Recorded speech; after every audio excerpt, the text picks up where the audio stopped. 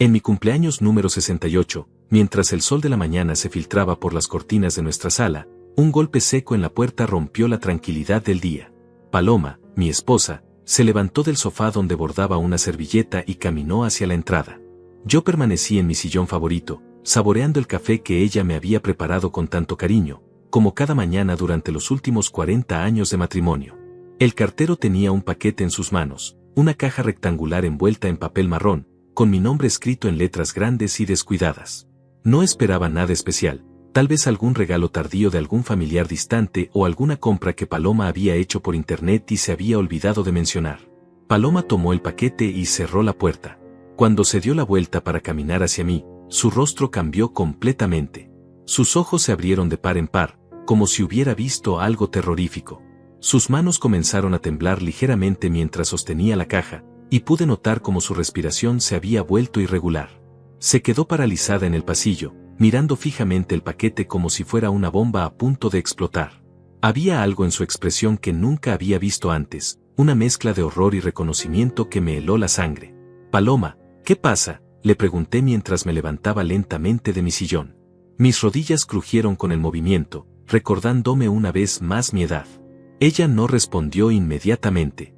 Solo siguió mirando la caja con esa expresión de terror congelada en su rostro. Caminé hacia ella, preocupado por su reacción tan extraña. ¿Es algún regalo de cumpleaños? ¿De quién es?, insistí, tratando de sonar casual, pero su comportamiento me estaba poniendo nervioso. Finalmente, Paloma levantó la vista hacia mí, y pude ver lágrimas comenzando a formarse en sus ojos. Alberto, susurró con voz temblorosa, no lo toques. Su voz apenas era audible, como si tuviera miedo de que alguien más pudiera escucharla. ¿No lo toques? ¿Por qué no?, le pregunté confundido, acercándome más a ella. La caja no parecía nada del otro mundo desde donde yo estaba, solo un paquete común envuelto en papel marrón.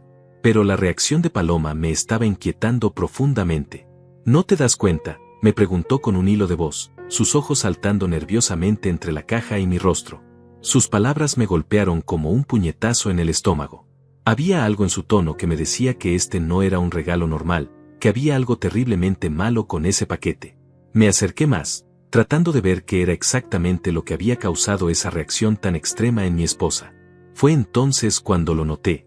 La caja tenía pequeños agujeros perforados en uno de los costados, agujeros que parecían haber sido hechos deliberadamente. Y había algo más, algo que me hizo retroceder instintivamente. Un sonido muy sutil, casi imperceptible, venía del interior del paquete. Era como un raspado ligero, como si algo dentro estuviera moviéndose. Mi corazón comenzó a latir más rápido, y una sensación de peligro inminente se apoderó de mí. El paquete se movió ligeramente en las manos de Paloma, y ella casi lo deja caer del susto. «Dios mío», murmuró, «está vivo». Sus palabras confirmaron mis peores temores.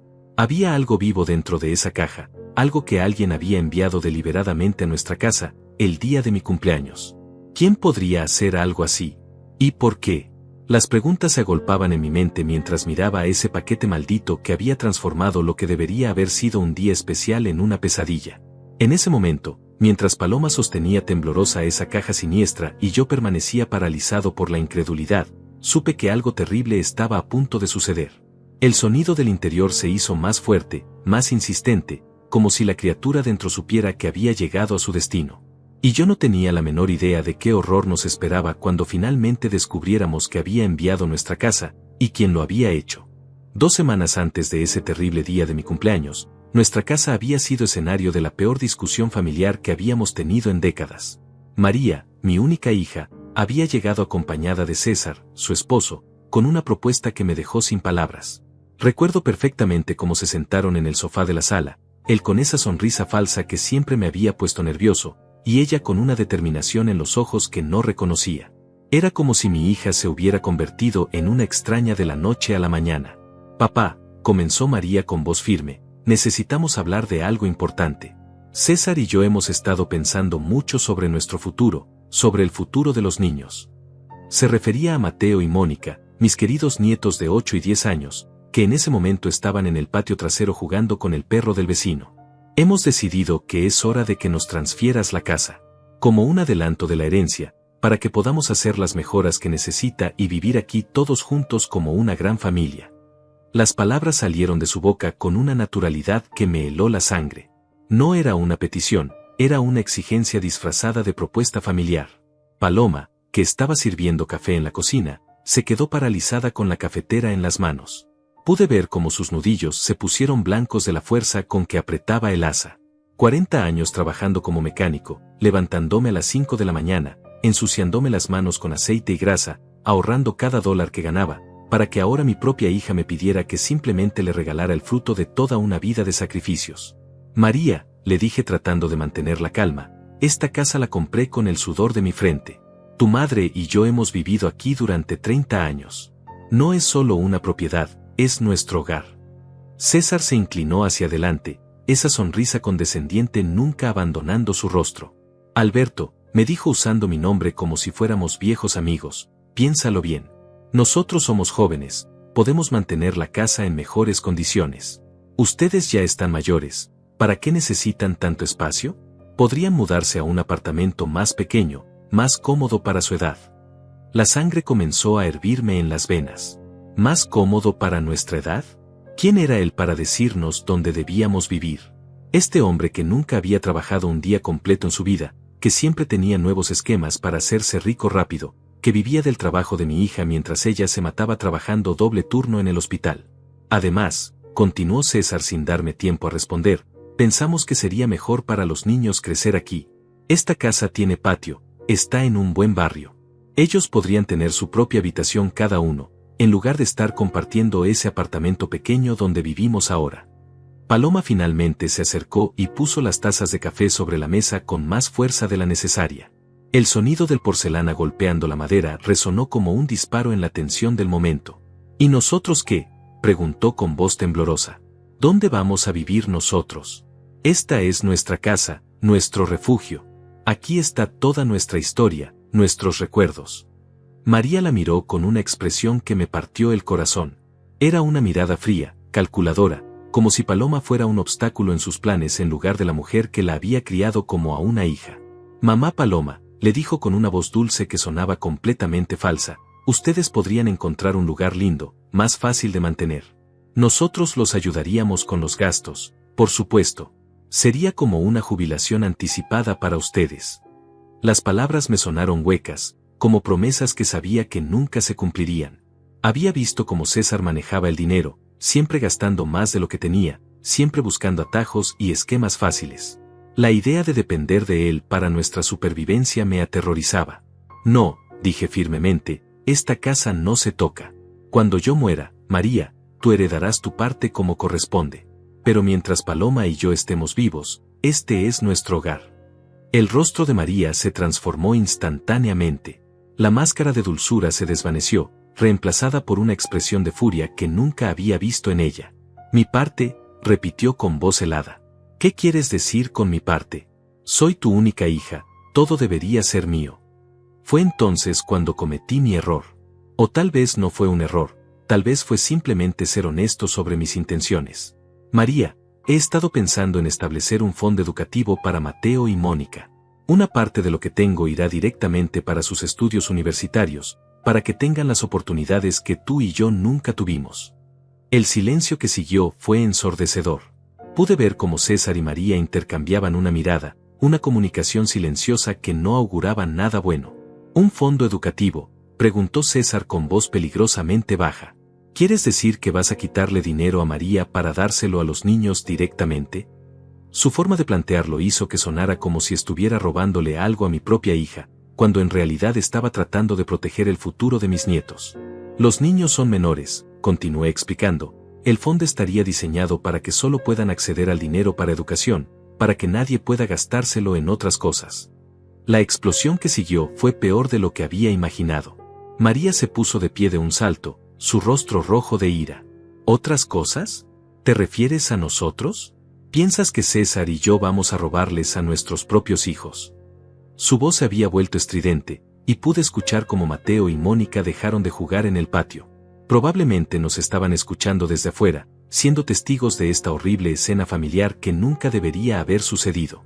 Eso no es lo que quise decir, traté de explicar, pero César me interrumpió. No, Alberto, eso es exactamente lo que quisiste decir. No confías en nosotros con el dinero. Después de todo lo que hemos hecho por ti, después de traerte a los nietos para que los conozcas, después de incluirte en nuestras vidas. Sus palabras eran como dagas envenenadas. Incluirme en sus vidas. Como si fuera un favor que me hacían, como si yo fuera el que necesitaba de ellos y no al revés. Todo lo que han hecho por mí, repetí lentamente, dejando que la ironía de sus palabras flotara en el aire. ¿Te refieres a las veces que he pagado el alquiler de su apartamento? ¿A los préstamos que nunca han devuelto? ¿A la vez que pagué la reparación de su auto porque no tenían seguro? ¿A los regalos de Navidad para los niños porque ustedes no podían permitírselos? Cada palabra salía cargada de años de resentimiento acumulado, años de dar y dar sin recibir ni siquiera un agradecimiento sincero a cambio. Paloma se acercó y puso su mano en mi hombro, tratando de calmarme, pero yo ya había cruzado una línea de la que no había vuelta atrás. 40 años trabajé en ese taller, María. 40 años respirando humo de soldadura, lastimándome la espalda cargando motores, para construir algo para nuestra familia. Y ahora vienes aquí, con él, señalé a César con desprecio, exigiéndome que les regale todo como si me lo debieran. María se dirigió hacia la puerta, arrastrando a César con ella. Está bien, papá. Ya entendí. Prefieres a unos nietos que apenas ves 2 veces al mes antes que a tu propia hija que ha estado contigo toda la vida. Sus palabras me dolieron más de lo que quería admitir, porque tenían una pizca de verdad. Pero no era que los prefiriera, era que quería protegerlos de repetir los errores que estaba viendo en sus padres. Si esa es tu decisión, continuó María desde el umbral de la puerta, entonces no esperes volver a vernos. Y definitivamente no esperes volver a ver a Mateo y Mónica. No voy a permitir que mis hijos crezcan pensando que su abuelo no confía en su madre. La amenaza colgó en el aire como una sentencia de muerte.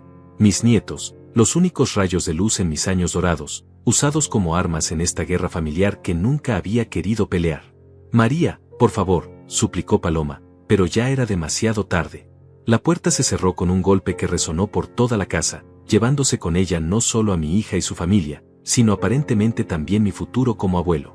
En las 2 semanas que siguieron, el silencio fue ensordecedor. No hubo llamadas telefónicas, no hubo visitas dominicales, no hubo risas de niños corriendo por el patio. Solo el eco de palabras hirientes y la sensación de que algo precioso se había roto para siempre. Ahora, mientras miraba ese paquete siniestro que había llegado en mi cumpleaños, comenzaba a preguntarme si esa ruptura familiar había sido solo el comienzo de algo mucho peor. Los días que siguieron a esa terrible confrontación se sintieron como los más largos de mi vida. La casa, que antes resonaba con las risas de Mateo y Mónica cada domingo, ahora se había convertido en un mausoleo de silencio. Paloma y yo nos movíamos como fantasmas por los pasillos, evitando hablar del elefante en la habitación, pero ambos sabíamos que algo fundamental había cambiado para siempre en nuestra familia.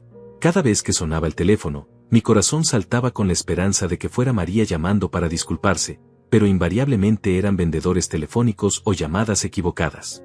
Durante esas 2 semanas de silencio, comencé a reflexionar sobre toda una vida de sacrificios que tal vez habían sido en vano. Recordaba vívidamente el día en que nació María, cuando tenía apenas 23 años y trabajaba turnos dobles en el taller para poder pagar las cuentas del hospital. Paloma había tenido complicaciones durante el parto, y los gastos médicos nos habían dejado endeudados por años. Pero nunca me quejé, nunca dudé que valía la pena cada hora extra, cada dolor de espalda, cada mano cortada por el metal. Recordaba también cuando María cumplió 15 años y quiso una fiesta como la de sus amigas ricas del colegio. Yo sabía que no podíamos permitírnoslo, pero ver la ilusión en sus ojos me partía el corazón. Trabajé 3 trabajos durante 6 meses, incluso los fines de semana, limpiando oficinas después de mis turnos normales en el taller. La fiesta costó más de $3,000, dinero que podríamos haber usado para arreglar el techo que goteaba de nuestra casa, pero ver su sonrisa esa noche hizo que todo valiera la pena. O al menos eso pensé en ese momento. Cuando llegó el momento de su graduación de la escuela secundaria, María quería un vestido verde esmeralda que había visto en una boutique elegante del centro. Costaba $400, más de lo que yo ganaba en una semana en esa época. Paloma me había sugerido que fuéramos a una tienda más económica, pero yo recordaba mi propia graduación, cuando había tenido que usar el traje prestado de mi primo que me quedaba 3 tallas grande. No quería que mi hija pasara por esa humillación. Empeñé mi reloj, el único objeto de valor que poseía, herencia de mi padre, para comprarle ese vestido. Nunca pude recuperarlo. La universidad fue otro desafío financiero que enfrenté sin vacilar. María había sido aceptada en la facultad de enfermería, y aunque había algunas becas disponibles, no cubrían todos los gastos. Durante 4 años, cada dólar que ganaba se dividía entre los gastos de la casa y la educación de mi hija. Paloma tuvo que empezar a trabajar limpiando casas para ayudar con los gastos, algo que me dolía profundamente porque siempre había querido ser capaz de mantener a mi familia sin que ella tuviera que trabajar tan duro. Pero tal vez el sacrificio más grande vino cuando María conoció a César en su último año de universidad.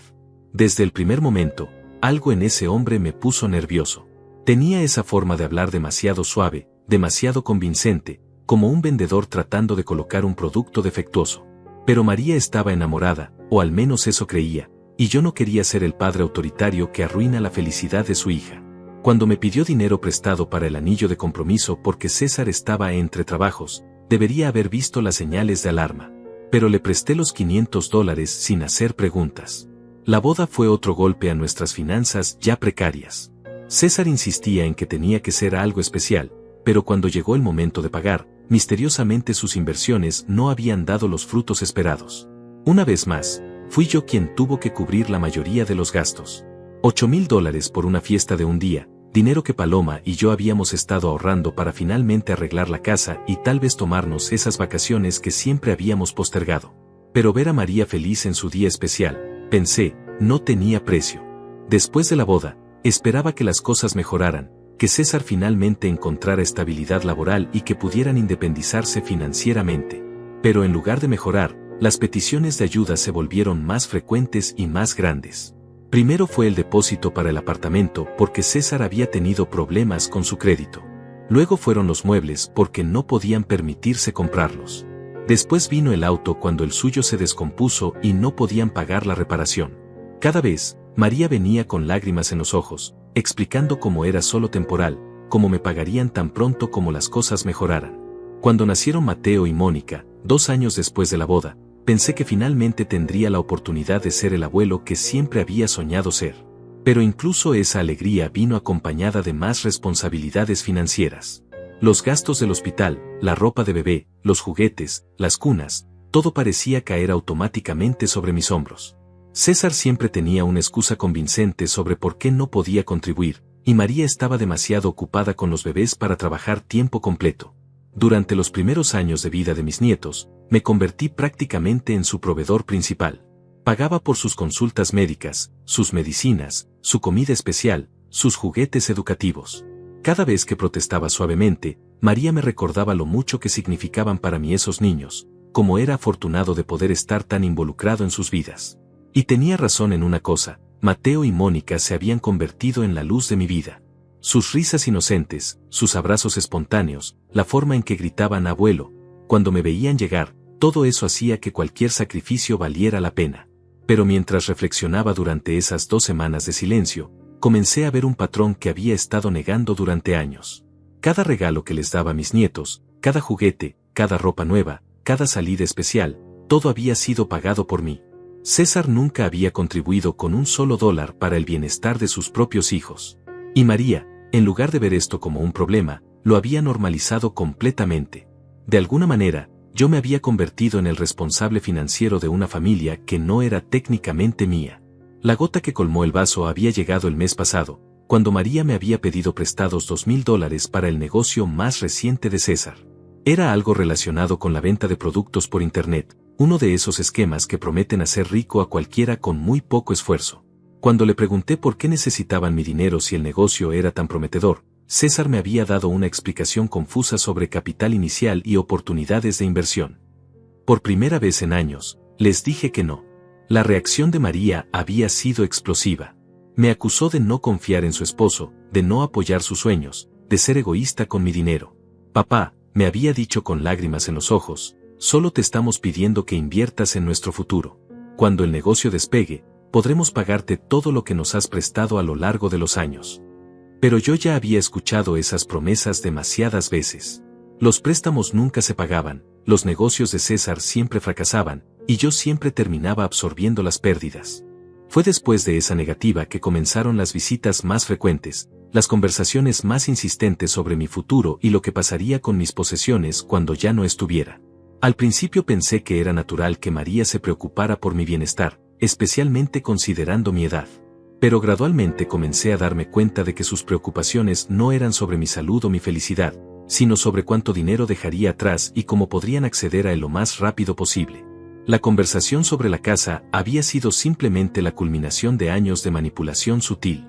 Durante meses, César había estado haciendo comentarios sobre lo innecesariamente grande que era nuestra casa para 2 personas mayores, sobre lo costoso que debía ser mantenerla, sobre lo conveniente que sería para todos si ellos vivieran allí para ayudarnos con el mantenimiento.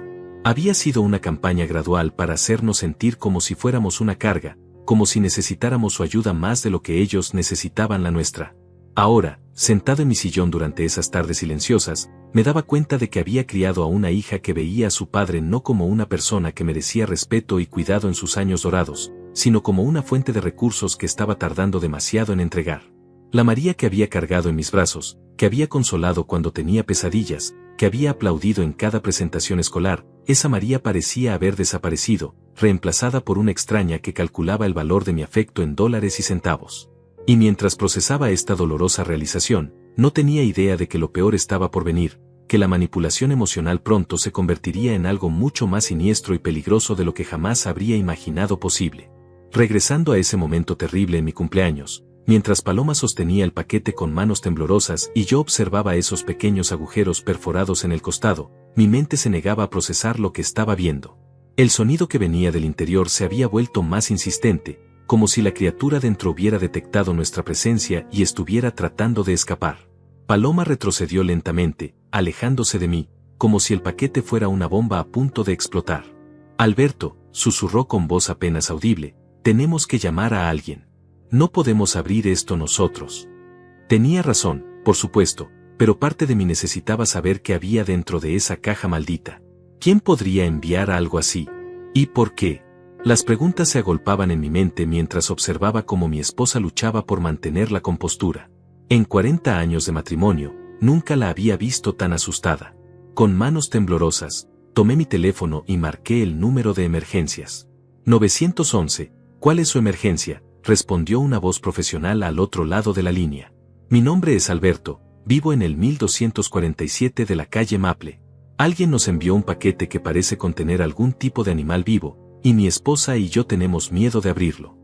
Hubo una pausa del otro lado de la línea. ¿Puede describir el paquete, señor? ¿Hay alguna etiqueta o información del remitente? Examiné la caja más de cerca, tratando de leer la información sin acercarme demasiado. Está dirigido a mi nombre, pero no veo ninguna dirección de remitente.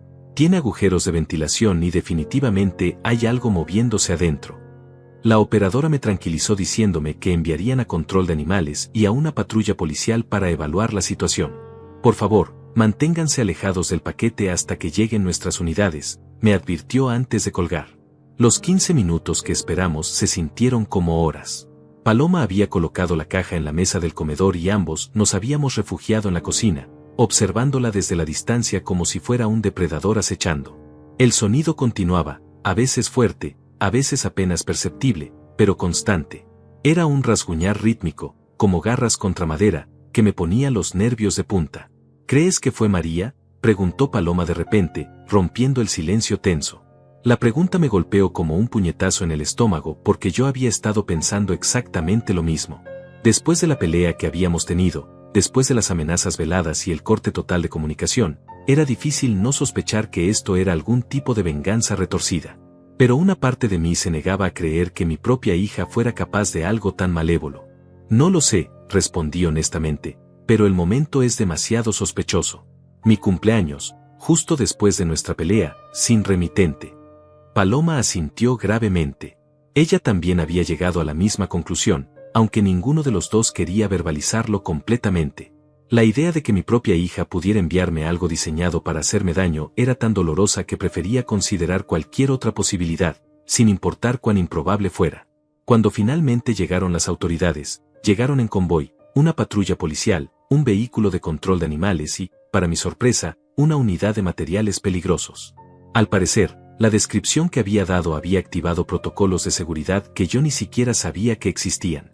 3 oficiales se acercaron a nuestra puerta, todos con equipo de protección, lo que me hizo darme cuenta de que la situación era aún más seria de lo que había imaginado. El oficial García, un hombre mayor con canas en las sienes que me recordaba vagamente a mí mismo hace unos años, tomó el control de la situación. Señor Alberto, vamos a examinar el paquete con equipo especializado antes de determinar cómo proceder.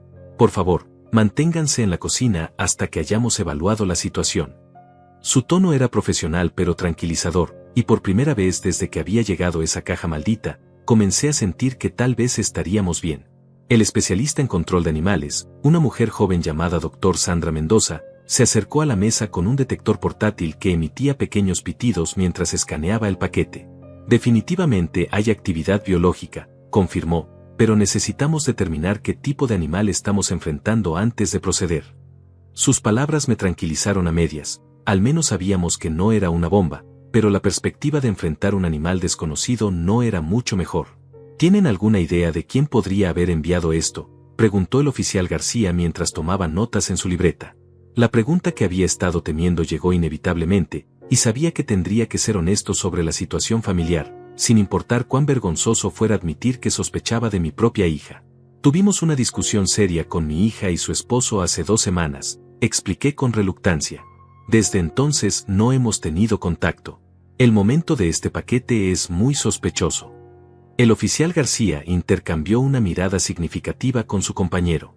Era obvio que habían visto casos similares antes, situaciones donde los conflictos familiares escalaban a actos de venganza o intimidación. ¿Puede darnos los nombres completos de su hija y su esposo?, preguntó mientras preparaba su pluma.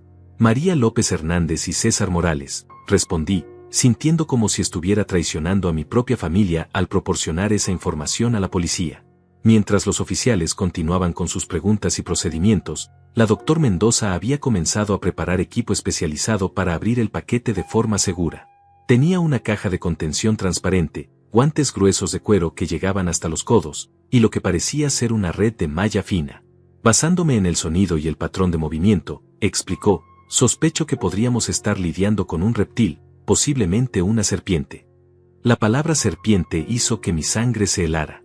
Toda mi vida había tenido una fobia profunda e irracional a las serpientes, algo que María conocía perfectamente bien. Cuando era niña, había encontrado una pequeña culebra en el jardín y había corrido hacia mí gritando de terror. Yo había reaccionado igual de mal, saltando sobre una silla como en una caricatura antigua, lo que la había hecho reír durante semanas. Era un miedo que nunca había podido superar, y María lo sabía mejor que nadie. Si es una serpiente, pregunté con voz temblorosa, ¿es peligrosa? La Dr. Mendoza se encogió de hombros. Depende de la especie. Podría ser una serpiente doméstica inofensiva, o podría ser algo más serio. No lo sabremos hasta que abramos la caja. Sus palabras no me tranquilizaron en absoluto. La idea de que alguien hubiera puesto deliberadamente una serpiente en mi casa, conociendo mi fobia, era tan cruel y personal que me hizo sentir físicamente enfermo. Con todos observando desde una distancia segura, la Dr. Mendoza comenzó el proceso de abrir el paquete. Primero cortó cuidadosamente la cinta adhesiva, luego levantó lentamente una esquina del papel. El sonido del interior se intensificó inmediatamente, como si la criatura supiera que su prisión estaba siendo abierta. Definitivamente es una serpiente, confirmó la Dr. Mendoza, y una grande. Cuando finalmente removió completamente el papel y abrió la caja de cartón, el contenido me hizo retroceder instintivamente hasta el rincón más alejado de la cocina. Era una serpiente de cascabel, enrollada y claramente agitada, con sus característicos anillos en la cola vibrando amenazadoramente. No era una broma pesada o una serpiente doméstica inofensiva, era un reptil venenoso genuinamente peligroso que podría haber matado a cualquiera de nosotros si hubiéramos abierto la caja sin protección. Esto es Crotalus atrox, una víbora de cascabel del oeste, explicó la Dr. Mendoza mientras transfería cuidadosamente la serpiente a su contenedor de seguridad. Son extremadamente venenosas y agresivas cuando se sienten amenazadas. Quien envió esto sabía exactamente lo que estaba haciendo. Sus palabras confirmaron mis peores temores. Este no había sido un accidente o una broma que salió mal, había sido un intento deliberado de hacernos daño. El oficial García se acercó a mí con expresión seria. Señor Alberto, esto constituye un delito grave. El envío de animales venenosos con intención de causar daño es considerado agresión con arma mortal en nuestro estado. Vamos a necesitar abrir una investigación formal.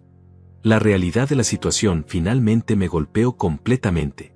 Mi propia hija, la niña que había criado con tanto amor y sacrificio, aparentemente había tratado de lastimarnos, posiblemente de matarnos, usando mi mayor fobia como arma. Mientras los oficiales recogían evidencia y llenaban formularios, me senté en mi sillón favorito sintiendo como si mi mundo entero se hubiera desmoronado en el transcurso de una hora. La serpiente había sido removida, el peligro inmediato había pasado, pero el daño emocional era devastador. Ya no se trataba solo de una disputa familiar sobre dinero y propiedades, ahora estábamos hablando de un acto criminal que podría haber resultado en nuestra muerte. La investigación que siguió fue como vivir una pesadilla en cámara lenta. Durante los siguientes 3 días, nuestra casa se convirtió en el centro de una investigación criminal activa. Detectives, técnicos forenses, especialistas en vida silvestre, todos desfilaron por nuestro hogar, tomando fotografías, recolectando evidencia, haciendo preguntas que me partían el corazón porque todas apuntaban hacia la misma conclusión inevitable. Alguien cercano a nosotros había tratado de hacernos daño. El detective principal asignado al caso, el detective Ramírez, era un hombre meticuloso que no dejaba nada al azar. Me explicó que el envío de animales venenosos a través del correo postal era un delito federal, además de constituir intento de agresión con arma mortal a nivel estatal. La serpiente de cascabel que encontramos en su paquete, me explicó mientras tomaba notas, no es nativa de esta área.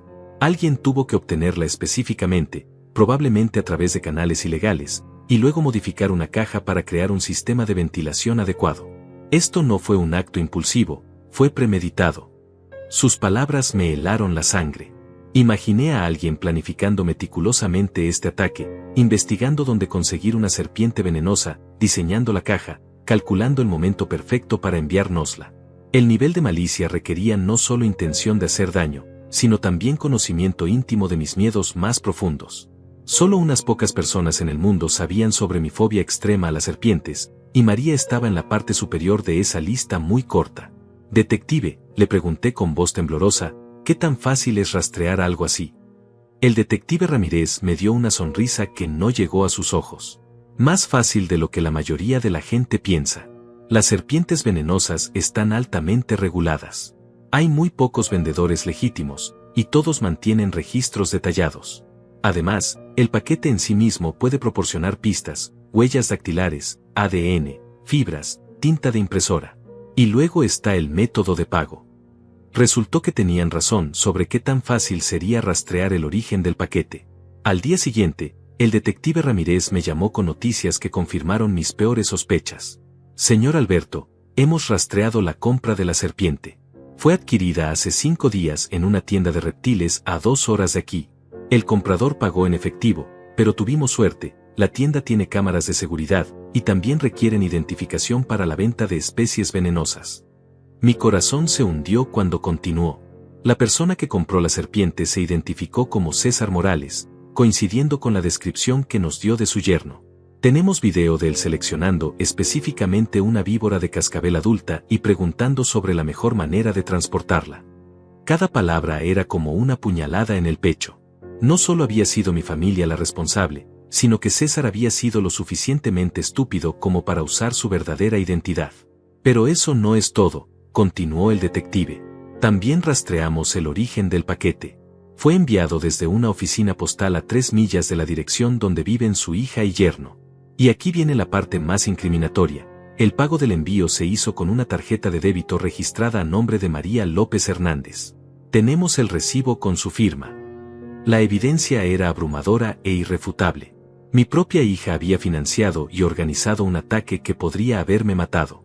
La realización golpeó como un martillo, dejándome sin aliento.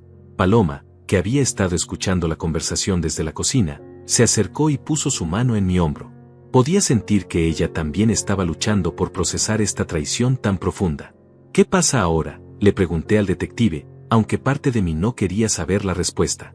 Tenemos evidencia suficiente para arrestar tanto a César Morales como a María López Hernández por conspiración para cometer agresión con arma mortal, envío de materiales peligrosos a través del correo postal, y posiblemente intento de homicidio, dependiendo de lo que determine el fiscal del distrito. La palabra homicidio resonó en mi cabeza como una campana de funeral. Mi hija podría ir a prisión por el resto de su vida por tratar de matarme. Mis nietos crecerían sin madre, probablemente en el sistema de cuidado foster o con parientes lejanos. La familia que había pasado toda mi vida construyendo y protegiendo se desintegraría completamente. Detective, dije después de un largo silencio, necesito tiempo para pensar en esto. Entiendo que tienen evidencia, pero esta es mi familia. Hay niños involucrados. El detective Ramírez asintió con comprensión. Señor Alberto, entiendo que esta es una situación imposible para usted. Pero también necesita entender que esto no fue una broma pesada que salió mal. Fue un ataque serio que podría haber resultado en su muerte o la de su esposa. Tenemos 24 horas antes de que tengamos que actuar sobre las órdenes de arresto. Esa noche, Paloma y yo nos sentamos en la sala en silencio, cada uno perdido en nuestros propios pensamientos dolorosos. La casa se sentía diferente ahora, violada de alguna manera, como si la maldad hubiera penetrado en las paredes que habían sido nuestro refugio durante tantos años. ¿Cómo llegamos a este punto?, preguntó Paloma finalmente, su voz quebrándose con emoción contenida. No lo sé, respondí honestamente. Pensé que conocía a mi hija. Pensé que a pesar de nuestros problemas, nunca me haría daño real. Pero mientras las palabras salían de mi boca, comencé a recordar señales que había ignorado durante años. La forma en que María hablaba de las personas que se interponían en su camino, su aparente falta de empatía cuando otros sufrían reveses financieros, la facilidad con la que mentía cuando le convenía. Tal vez las señales siempre estuvieron ahí, admití con dolor, y yo simplemente no quise verlas porque era mi hija. Paloma tomó mi mano, sus dedos entrelazándose con los míos como habían hecho miles de veces durante nuestro matrimonio. Alberto, tienes que tomar una decisión. Puedes proteger a María y dejar que esto pase, pero entonces ella aprende que puede hacer cualquier cosa sin consecuencias. O puedes hacer lo correcto y dejar que la justicia siga su curso. Su sabiduría me golpeó como un rayo. Durante toda la vida de María, había estado rescatándola de las consecuencias de sus malas decisiones. Cada vez que tomaba atajos, cada vez que lastimaba a alguien, cada vez que actuaba de manera egoísta, yo estaba ahí para suavizar el golpe, para arreglar los problemas, para asegurarme de que no enfrentara las repercusiones reales de sus acciones. Tal vez ese patrón de rescate había contribuido a crear a la mujer que podía enviar una serpiente venenosa a su propio padre. Esa noche no dormí nada. Me quedé despierto mirando al techo, luchando con la decisión más difícil de mi vida. ¿Cómo equilibras el amor de padre con la necesidad de justicia? ¿Cómo proteges a los nietos inocentes sin permitir que sus padres escapen de las consecuencias de un acto tan malévolo? ¿Cómo vives contigo mismo sabiendo que tu propia hija trató de matarte? Hacia el amanecer, finalmente llegué a una conclusión dolorosa pero necesaria. María había cruzado una línea de la cual no había retorno. No se trataba solo de dinero o propiedades, había tratado de quitarme la vida usando mi mayor miedo como arma. Si no enfrentaba consecuencias ahora, ¿qué la detendría de intentar algo aún peor en el futuro? ¿Y qué tipo de mensaje le estaría enviando a Mateo y Mónica sobre las acciones y las consecuencias? Cuando salió el sol, tomé mi teléfono y llamé al detective Ramírez. Detective, le dije con voz firme a pesar de que mi corazón se estaba rompiendo, proceda con los arrestos. No puedo proteger a alguien que trató de matarme, sin importar quién sea. Del otro lado de la línea, pude escuchar el respeto en su voz cuando respondió, entiendo lo difícil que debe ser esta decisión para usted, señor Alberto. Hará lo correcto. Pero mientras colgaba el teléfono, sabía que lo más difícil aún estaba por venir. Tendría que enfrentar a María cara a cara, tendría que mirarla a los ojos sabiendo lo que había hecho, y tendría que encontrar una manera de vivir con el conocimiento de que la hija que había amado tanto había estado dispuesta a verme morir. El arresto de María y César ocurrió al amanecer del jueves, 3 días después del incidente de la serpiente. Aunque yo había tomado la decisión de permitir que la justicia siguiera su curso, nada me había preparado para la realidad de ver a mi propia hija esposada y llevada en la parte trasera de un coche patrulla.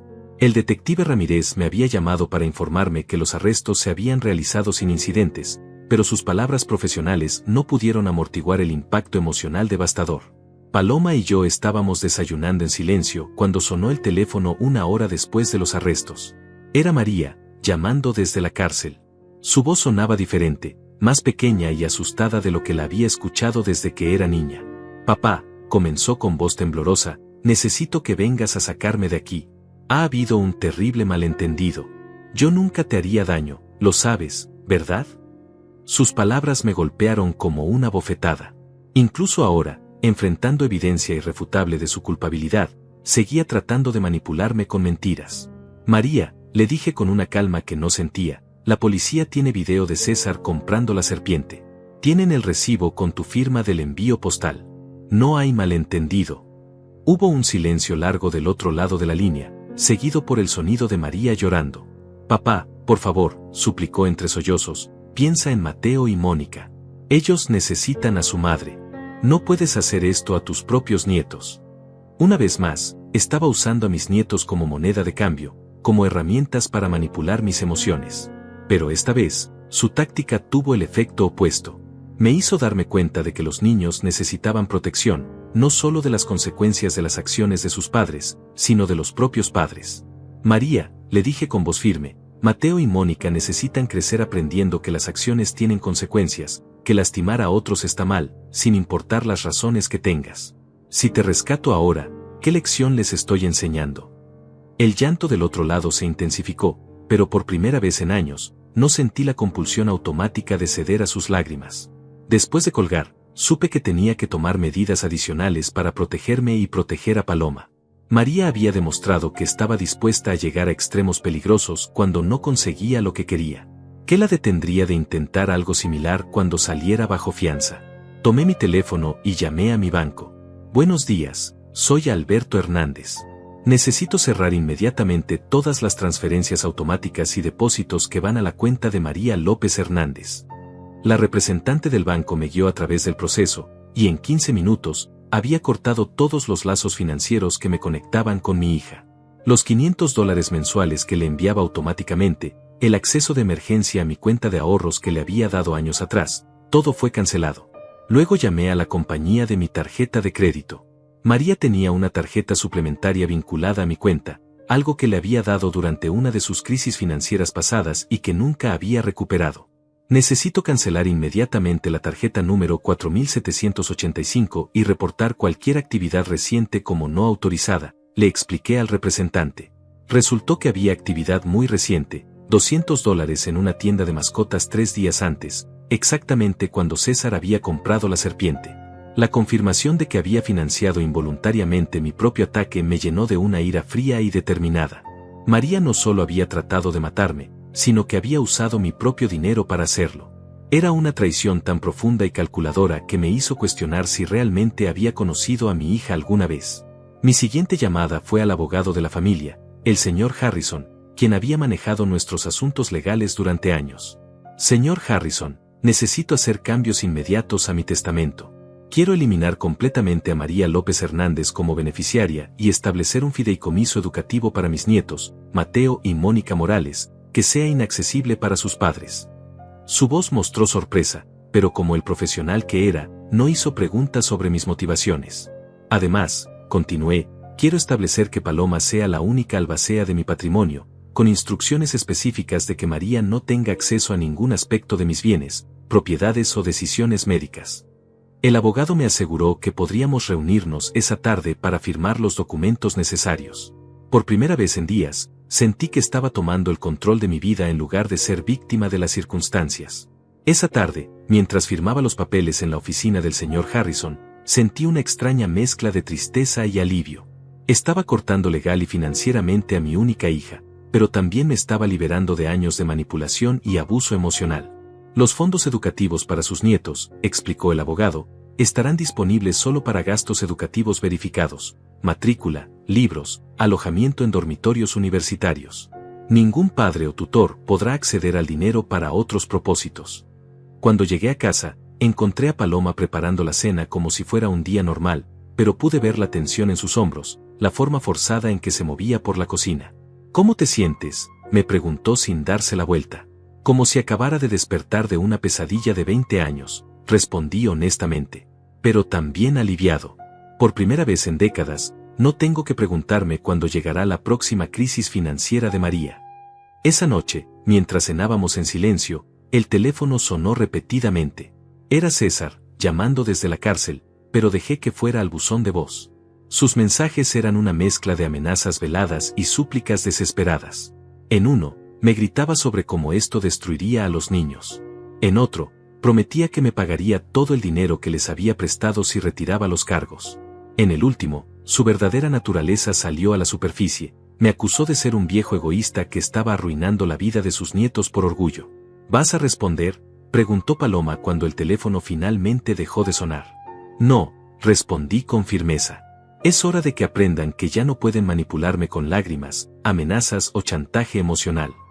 Era una posición que nunca había tomado antes en mi vida, pero que se sentía sorprendentemente liberadora. Al día siguiente, María fue liberada bajo fianza, pagada aparentemente por los padres de César.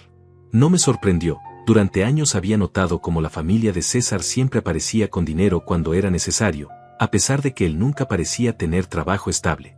Sospechaba que financiaban sus esquemas y estilo de vida, lo que explicaba por qué siempre se sentía con derecho a más de lo que tenía. Menos de una hora después de su liberación, María estaba en mi puerta. Pero esta vez, en lugar de las lágrimas y súplicas que esperaba, llegó con una furia que nunca había visto en ella.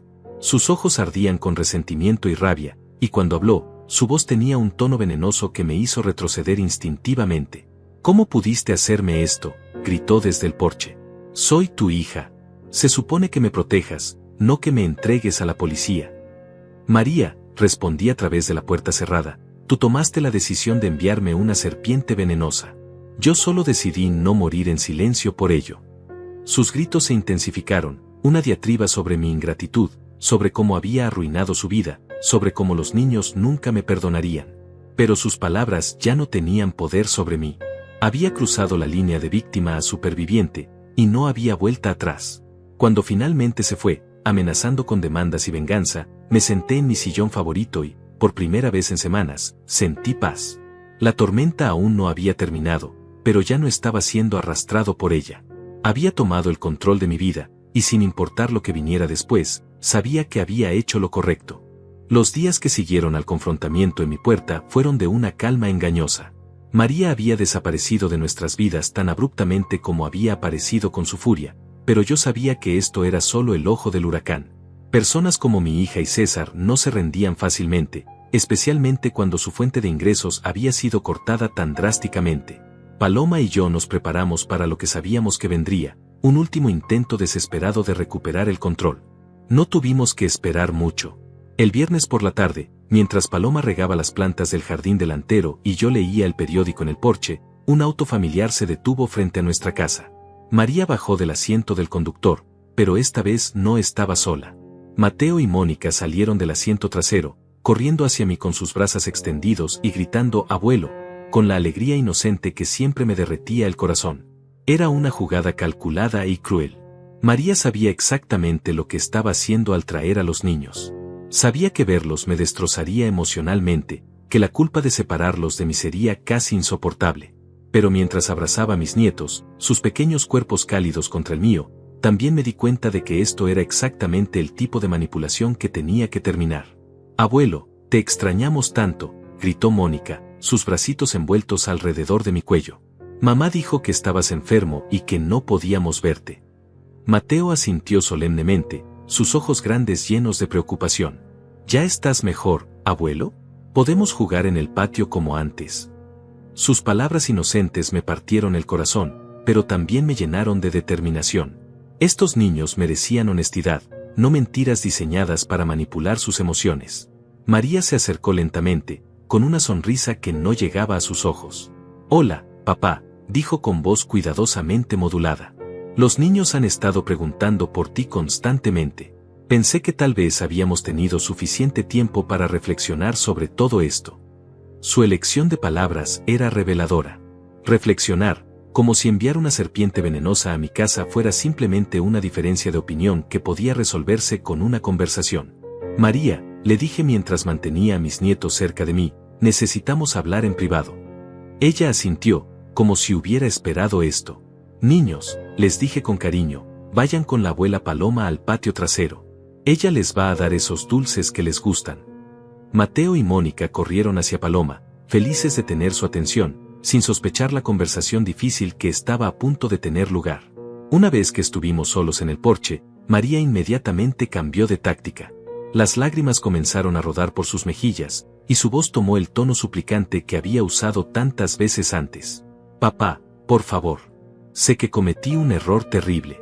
César me convenció de que era solo una broma, algo para asustarte un poco y hacerte reconsiderar tus decisiones. Nunca pensé que realmente te haría daño. Sus mentiras eran tan transparentes que casi me dieron risa. María, le dije con calma, una víbora de cascabel no es una broma. Es un arma mortal. Y el hecho de que estés aquí mintiendo sobre ello me dice que no has aprendido nada. Sus lágrimas se secaron instantáneamente, reemplazadas por esa mirada fría y calculadora que había llegado a conocer tan bien. Está bien, dijo con voz peligrosamente baja, si así es como quieres jugar, podemos hacerlo de la manera difícil. Retira los cargos y restablece mi acceso a tu dinero, o nunca volverás a ver a Mateo y Mónica. Es así de simple.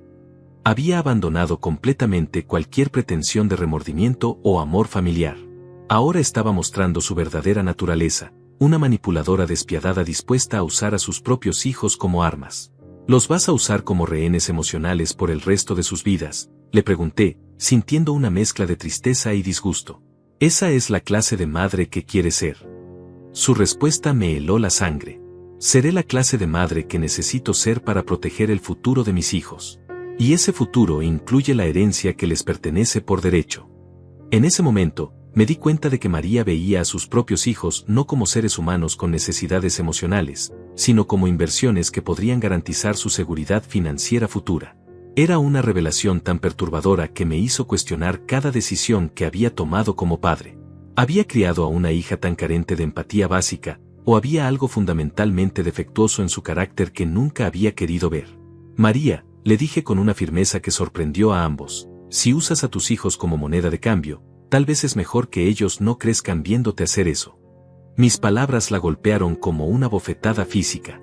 Sus ojos se abrieron de par en par, y por un momento, vi algo que podría haber sido shock genuino de que finalmente le hubiera plantado cara. No puedes decir eso, susurró, su voz temblando con rabia contenida. No puedes elegir a unos nietos sobre tu propia hija. Pero yo ya había tomado mi decisión. No estoy eligiendo a nadie sobre nadie, respondí. Estoy eligiendo la honestidad sobre la manipulación, la seguridad sobre el chantaje, y el amor real sobre el control tóxico. César había estado esperando en el auto, pero aparentemente había decidido que era hora de intervenir. Se acercó al porche con esa sonrisa falsa que siempre me había puesto nervioso, pero esta vez había algo diferente en sus ojos. Era más desesperado, más peligroso. Alberto, dijo usando mi nombre como si fuéramos viejos amigos, creo que estás malinterpretando la situación. María y yo hemos estado hablando, y estamos dispuestos a hacer un trato. ¿Qué clase de trato?, pregunté, aunque ya sabía que no me iba a gustar la respuesta. Retiras los cargos criminales, nos devuelves el acceso al dinero, y nos das la casa como originalmente planeamos. A cambio, te permitimos ver a los nietos una vez al mes, bajo supervisión, por supuesto. Su propuesta era tan audaz y ofensiva que por un momento me quedé sin palabras. Bajo supervisión, repetí lentamente. ¿Para asegurarse de que no les diga la verdad sobre lo que su madre trató de hacerme? César se encogió de hombros como si fuera un detalle menor. Los niños no necesitan estar expuestos a negatividad innecesaria. Necesitan estabilidad, y esa estabilidad viene de saber que su familia está unida y bien cuidada financieramente. Fue en ese momento que finalmente entendí completamente la profundidad de su corrupción moral. No se trataba solo de dinero o propiedades, se trataba de control total sobre cada aspecto de las vidas de esos niños, incluyendo su relación conmigo. Querían convertirme en un extraño en las vidas de mis propios nietos, alguien que solo podía verlos cuando ellos lo permitieran y bajo sus términos. No, dije con una finalidad que los sorprendió a ambos. No voy a ser chantajeado para ser víctima de abuso. Los cargos criminales se mantienen. El testamento permanece como está. Y si realmente amas a esos niños, encontrarás una manera de explicarles por qué su madre tomó las decisiones que tomó sin convertirme en el villano de la historia. María y César intercambiaron una mirada que me dijo todo lo que necesitaba saber. Habían venido esperando que se diera, esperando que mi amor por mis nietos me hiciera sacrificar mi dignidad y seguridad una vez más. Cuando se dieron cuenta de que eso no iba a suceder, su máscara de civilidad finalmente se desplomó por completo. Esto no ha terminado, dijo María con voz helada mientras se dirigía hacia el patio trasero para recoger a los niños. No puedes alejarnos para siempre. Pero mientras la veía irse, llevándose a Mateo y Mónica con promesas de helado y nuevos juguetes, supe que había ganado algo más importante que una batalla familiar. Había recuperado mi autorrespeto. Los días que siguieron a esa confrontación final fueron de una extraña tranquilidad mezclada con una profunda melancolía. Por primera vez en años, nuestro teléfono no sonaba constantemente con peticiones de dinero, emergencias fabricadas o drama familiar. Paloma y yo pudimos sentarnos a desayunar sin preguntarnos qué nueva crisis tendríamos que resolver antes del mediodía. Era liberador, pero también doloroso, porque significaba que mis nietos habían desaparecido de nuestras vidas junto con sus padres. Una semana después del ultimátum fallido de María, recibí una llamada del detective Ramírez con noticias que me tranquilizaron y me preocuparon a la vez. Señor Alberto, pensé que debería saber que su yerno, César Morales, ha estado tratando de contactar a conocidos para conseguir dinero para un abogado mejor. Al parecer, el defensor público no está dispuesto a argumentar que enviar una serpiente venenosa fue una broma que salió mal. La información me confirmó lo que ya sabía. César y María estaban desesperados, y la gente desesperada a menudo tomaba decisiones aún más peligrosas. Detective, le pregunté, ¿debería estar preocupado por mi seguridad? Su respuesta fue medida pero honesta. No tenemos evidencia específica de amenazas adicionales, pero recomiendo precauciones básicas. Mantenga las puertas cerradas, esté consciente de su entorno, y llámenos inmediatamente si nota cualquier comportamiento sospechoso. Esa tarde, mientras Paloma y yo discutíamos estas preocupaciones de seguridad, tomé una decisión que había estado posponiendo. Paloma, le dije, creo que es hora de que visitemos al señor Harrison una vez más. Quiero asegurarme de que los nietos estén completamente protegidos, sin importar lo que pase con el caso criminal. Ella asintió con entendimiento. Ambos sabíamos que María y César eran capaces de hacer cualquier cosa cuando se sintieran acorralados. En la oficina del abogado esa tarde, establecimos un fideicomiso educativo irrevocable para Mateo y Mónica. El dinero estará disponible para gastos educativos únicamente, explicó el señor Harrison, y será administrado por un fideicomisario independiente hasta que cumplan 25 años. Ni los padres ni ningún tutor legal podrán acceder a estos fondos para otros propósitos. Era lo mejor que podía hacer para asegurar el futuro de mis nietos desde la distancia. Además, continué, quiero establecer una cláusula que permita contacto directo con los niños cuando cumplan 18 años, independientemente de las objeciones de sus padres. El abogado levantó una ceja pero anotó la instrucción. Es inusual, admitió, pero legal. Básicamente está creando un camino para que sus nietos lo contacten cuando sean adultos, sin interferencia parental. Esa noche, mientras organizaba viejas fotografías familiares que había decidido digitalizar para el fideicomiso, me topé con una foto que me hizo pausar. Era de la graduación universitaria de María, hace más de 20 años. En la imagen, ella me abrazaba con una sonrisa genuina y radiante, y yo lucía orgulloso y feliz. Los dos parecíamos personas completamente diferentes de quienes éramos ahora. ¿Crees que siempre fue así?, le pregunté a Paloma, mostrándole la fotografía. ¿O realmente cambió en algún punto? Paloma estudió la imagen durante un largo momento antes de responder. Creo que las semillas siempre estuvieron ahí, dijo finalmente. Recuerda cómo reaccionaba cuando era niña si no conseguía exactamente lo que quería. Recuerda los berrinches, la forma en que manipulaba situaciones para evitar consecuencias. Nosotros lo llamábamos ser fuerte de carácter, pero tal vez era algo más. Sus palabras me obligaron a confrontar una verdad dolorosa. Durante años, había excusado el comportamiento problemático de María como fortaleza, determinación o simplemente características de una personalidad fuerte. Había interpretado su falta de empatía como independencia, su manipulación como inteligencia, su egoísmo como ambición. Tal vez, en mi deseo de ser un padre amoroso y comprensivo, había permitido que se desarrollaran rasgos de carácter destructivos. El problema, continué reflexionando en voz alta, es que cada vez que rescaté a María de las consecuencias de sus acciones, le enseñé que sus decisiones no tenían repercusiones reales. Que siempre habría alguien ahí para limpiar sus desastres. Paloma tomó mi mano, sus dedos cálidos contra los míos. Alberto, no puedes culparte por amar a tu hija. Pero tampoco puedes seguir siendo víctima de esa manipulación. 2 semanas después, recibí una llamada inesperada del detective Ramírez que cambió todo el panorama del caso.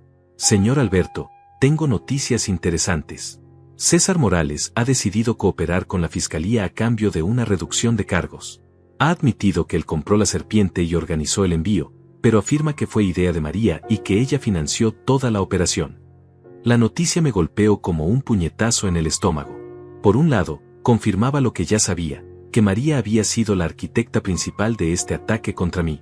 Por otro lado, significaba que tendría que enfrentar la realidad de que mi propia hija había planificado deliberadamente mi muerte o lesión grave. ¿Qué significa esto para el caso?, pregunté, aunque temía la respuesta. Significa que María enfrentará cargos más serios, posiblemente intento de homicidio en primer grado, mientras que César probablemente se declarará culpable de cargos menores como conspiración y envío de materiales peligrosos. Ella podría estar viendo entre 10 y 20 años de prisión. Las palabras del detective resonaron en mi cabeza. Mi hija podría pasar las próximas 2 décadas en prisión por tratar de matarme. Esa noche, Paloma y yo nos sentamos en nuestro porche, mirando las estrellas como habíamos hecho tantas veces durante nuestros 40 años de matrimonio. ¿Te arrepientes?, me preguntó suavemente, ¿de haberla entregado a la policía? La pregunta me había estado atormentando desde el momento en que tomé esa decisión, pero la respuesta llegó más fácilmente de lo que esperaba. No, respondí con firmeza. Me arrepiento de no haber puesto límites claros hace años. Me arrepiento de haber permitido que el patrón de manipulación y abuso continuara durante tanto tiempo. Pero no me arrepiento de finalmente decir, basta. Paloma asintió, y pude ver alivio en sus ojos. Ella también había sido víctima de la manipulación de María durante años, siempre sintiéndose culpable cuando no podía hacer más para ayudar. ¿Y los nietos?, preguntó Paloma, tocando el tema que ambos habíamos estado evitando. Es lo que más duele, admití, pero espero que algún día, cuando sean mayores, entiendan que todo lo que hice fue para protegerlos también, para enseñarles que las acciones tienen consecuencias, que el amor no significa permitir que te lastimen, y que está bien alejarse de relaciones tóxicas, incluso cuando son familiares. Mientras las semanas pasaron y el caso legal siguió su curso, comencé a notar cambios en mí mismo que no había esperado. Por primera vez en décadas, no me despertaba con ansiedad preguntándome qué nueva crisis familiar tendría que enfrentar. No revisaba mi cuenta bancaria diariamente para ver qué cargos no autorizados había hecho María. No saltaba cada vez que sonaba el teléfono.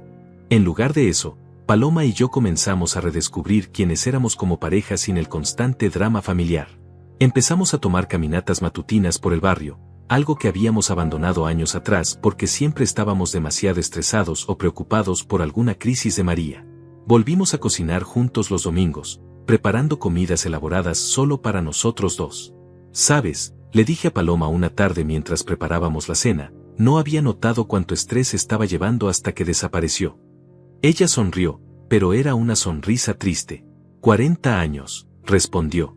40 años esperando que María madurara, que se volviera responsable, que apreciara todo lo que hiciste por ella. Tal vez es hora de aceptar que eso nunca va a suceder. Tenía razón. Era hora de hacer las paces con la pérdida de la hija que había esperado tener, para poder vivir en paz con la realidad de la hija que realmente había criado. 6 meses después de aquel día terrible de mi cumpleaños, me despierto cada mañana sin el nudo de ansiedad en el estómago que había sido mi compañero constante durante años. La sentencia de María fue dictada hace 3 semanas, 15 años de prisión por intento de homicidio en primer grado y conspiración criminal. César recibió 5 años por su cooperación con la fiscalía. Cuando el juez leyó el veredicto, María me miró directamente a los ojos desde la mesa de los acusados, y por un momento, vi algo que podría haber sido reconocimiento de lo que había hecho. Pero luego apartó la mirada, y supe que ese momento de posible redención había pasado. Los niños fueron puestos bajo el cuidado de los padres de César temporalmente, una situación que me preocupa pero sobre la cual tengo poco control legal. Sin embargo, el fideicomiso educativo que establecí permanece intacto, y el señor Harrison me asegura que cuando Mateo y Mónica cumplan 18 años, tendrán acceso no solo a los fondos para su educación, sino también a una carta que escribí explicando todo lo que pasó desde mi perspectiva. Será su decisión si quieren conocer mi versión de la historia. Esta mañana, mientras Paloma prepara café como ha hecho cada día durante los últimos 40 años, me doy cuenta de cuánto ha cambiado nuestra vida. La casa ya no se siente como una fortaleza asediada. Podemos dejar las ventanas abiertas sin preocuparnos por quien podría estar observando. Podemos ir al supermercado sin revisar constantemente nuestras cuentas bancarias para ver si alguien ha hecho cargos no autorizados. Podemos simplemente existir sin estar en constante estado de alerta. ¿Sabes qué es lo más extraño?, le digo a Paloma mientras me sirve mi café en la taza que dice el mejor papá del mundo, un regalo del Día del Padre de hace años que nunca tuve el corazón de descartar. Por primera vez en décadas, siento que realmente puedo planificar para el futuro. no solo reaccionar a la próxima crisis. Ella sonríe, esa sonrisa cálida que me enamoró hace tantos años, y asiente con entendimiento. Hemos comenzado a hacer planes que habíamos postergado durante años. El mes pasado, finalmente arreglamos el techo que había estado goteando durante 5 años. La semana pasada, pintamos la sala por primera vez en una década. No son cambios dramáticos, pero representan algo profundo, la capacidad de invertir en nuestro presente en lugar de estar siempre rescatando el futuro de alguien más. Ayer, mientras trabajaba en el jardín, el señor Johnson, nuestro vecino de toda la vida, se acercó para charlar. Alberto, me dijo, no sé qué pasó con toda esa situación familiar el año pasado, pero quería decirte que te ves 10 años más joven. Sus palabras me sorprendieron porque no había notado conscientemente los cambios físicos, pero ahora que lo mencionaba, me daba cuenta de que mis hombros ya no estaban constantemente tensos, que dormía mejor por las noches, que ya no tenía esa expresión de preocupación perpetua que Paloma solía señalar. El estrés es un asesino silencioso, le respondí. A veces no te das cuenta de cuánto estás cargando hasta que finalmente lo sueltas. Nos quedamos en silencio por un momento, dos hombres mayores que habían aprendido algo sobre los pesos invisibles que llevamos. ¿Alguna vez has tenido que tomar una decisión que sabías que era correcta pero que dolía como el infierno?, le pregunté. Él asintió lentamente. Así es como sabes que era la decisión correcta, respondió. Las decisiones fáciles rara vez valen la pena. Por las tardes, Paloma y yo hemos vuelto a una rutina que habíamos abandonado hace años: sentarnos en el porche después de la cena, tomándote helado y observando cómo el barrio se tranquiliza para la noche. Es durante estos momentos silenciosos cuando a veces pienso en María, no con rabia sino con una tristeza profunda por lo que podría haber sido. Me pregunto si en algún lugar de esa prisión estatal, ella también reflexiona sobre las decisiones que la llevaron ahí. La semana pasada recibí una carta suya, la primera comunicación directa desde su sentencia. Era corta y al grano. Papá, necesito $200 para artículos de la comisaría. Los otros reclusos se aprovechan de las personas que no tienen dinero para protección. Incluso desde la prisión, incluso después de todo lo que había pasado, seguía tratando de manipularme con miedo y culpa. Rompí la carta sin responder. ¿Hice lo correcto?, le pregunté a Paloma esa noche, mostrándole los pedazos de la carta. Al no responder, su respuesta fue inmediata y firme.